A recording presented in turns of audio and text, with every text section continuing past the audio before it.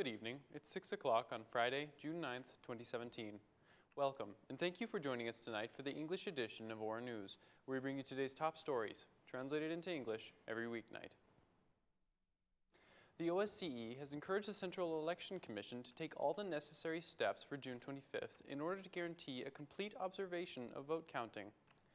Present at the Elections Conference on the domestic observation of ballot counting, current legal framework, and best practices for its implementation, the head of the OSCE mission to Albania, Borchardt, declared that the monitoring of elections should be independent and professional, saying, "The OSCE strongly supports citizens' participation in democratic processes.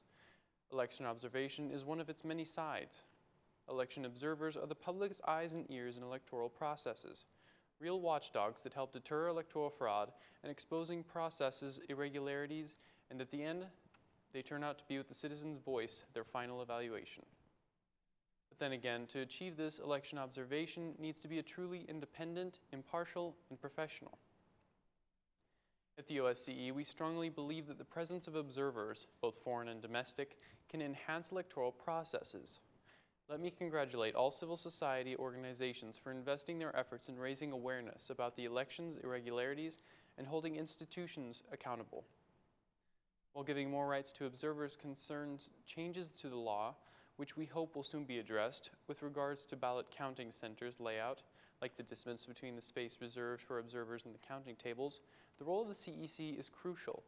We encourage the CEC to take all necessary steps for the June 25th elections to ensure that meaningful observations of the counting process become possible. As OSCE presence, we will continue to provide our support to the CEC and civil society organizations in your efforts to ensure that votes are cast, counted, and reported fairly. Meanwhile, the chairman of the Central Election Commission said that the vote counting is a very crucial moment in the election process. For this reason, he called on politicians and on civil society to cooperate to guarantee election standards. The CEC chairman added that the political representatives are the ones who violate the law and cause delays to declare the election results. Today, the state police filed a lawsuit to prosecution against the administrator of Unit No. 2 in Tehran, Erseke. From the information received, state police suspects that the administrator of Unit 2 has registered 60 to 70 people in the same residence owned by him. After some investigations, state police suspects that the registration of these people in Administrative Unit No. 2 has been made with the aim to affect parliamentary elections, promising them jobs in exchange for their vote. The administrator of Unit 2 reacted a few hours later, rejecting the accusation, which according to him is revenge from the former Minister of Interior, because the Socialist Movement for Integration has a great support in Administrative Unit 2 in Tehran. The accusations are for political aim. The case has been solved in 2013 by the prosecution, which reviewed the case and did not find any legal violation. Any citizen is free to live where he wants, the administrator said, adding that he is not allowed to do such a thing. Regarding his participation in the campaign, the administrator of Unit 2 said that he will participate after the official working hour. Meanwhile, the vice chairman of the Socialist Movement for Integration, Edi Rama, accuses the director of state police of controlling the drug cartel. According to him, police are taking the elections hostage and putting pressure on the citizens. The vice chairman of the SMI declared, "I invited the Minister of Interior to make sure that the state police director implements the law. If he cannot do so, then he better resign. I invite the Vice Prime Minister, in the quality of the head of the task force, to analyze the role of the State Police Director, who cannot be hidden under the political veil. I invite the State Police employees not to be allowed to be used as political instruments in the campaign." Prime Minister Edi Rama continues his electoral tour all around the country. Today he was in Erseke, where he promised to create a model public administration if he rules the country alone for the coming 4 years. The Prime Minister promised that employment will not be made based on party preferences, stating, "We will never have serious and dignified services at the public administration if we do not remove the administration from the political party's hands. We should end this ugly story. For this reason, you should go and vote on June 25th in order to liberate yourselves from the clutches of corrupt officials." The Prime Minister added that the Socialists will fight for the economic growth of 5%, just as they fought for the judicial reform, saying, Our team has not done miracles. In 44 months, we have done a lot, but this is not enough. A lot more needs to be done. We are the only ones who know how to run the country. Until 2 weeks ago, Zimbabwe issued calls to break window glasses and to punch people. And today, he says he will be the Prime Minister of the people. But no one knows what he will say after 2 weeks.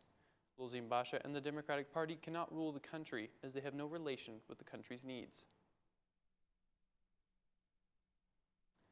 A conference to promote the youth in the Western Balkans, an initiative of the Social Democratic Group of the European Parliament, was held in the city of Durrës today.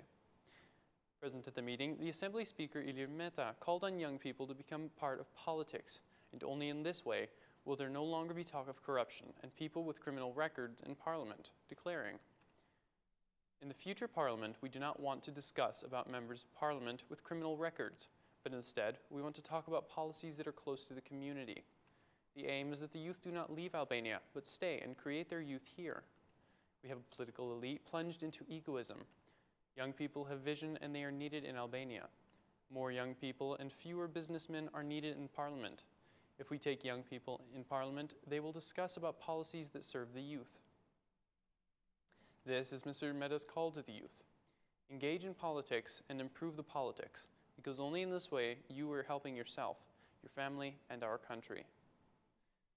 Meanwhile, the Vice Chairman of the Social Democratic Parliamentary Group in European Parliament, Victor Boștinaru, appealed for the acceleration of the European Union's enlargement process, saying, "Our political family has always been a strong supporter of the enlargement process in the European Union. If we socialists or Democrats cannot make the enlargement process touchable, peoples in the region will think of the EU membership perspective as being too far away and abstract. We may lose the public confidence. We are not the only competitive factor in the region. We have Russia, we have China that have their commitments and promises, but with a very different agenda than that of the European Union. For this reason, we must struggle a lot to change our footprint in the region," said Mr. Boștinaru, who emphasized that the decision to organize the conference was made when the elections were not safe. "We do not want to affect the elections, but we express our support to our sister parties, even if they run in the election in a coalition or alone," he added. The chairman of the Libre Party, Ben Blushi, held a meeting today with the residents of Administrative Unit Number 10 in the capital, asking them to vote for the Libre Party in order to be protected by the thefts of big parties. In continuation of his campaign, 100 kilometers, Mr. Blushi pledged to protect the citizens, saying, "They have made an agreement against people. They are together against people. I am here to protect you from them." Mr. Blushi added that being in a government, the three biggest parties will steal together.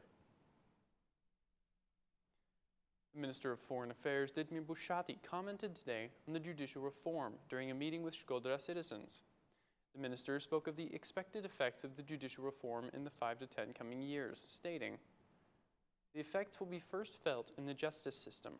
A good part of judges and prosecutors will leave their jobs because of the decisions the vetting bodies will make, but also because of the public opinion pressure."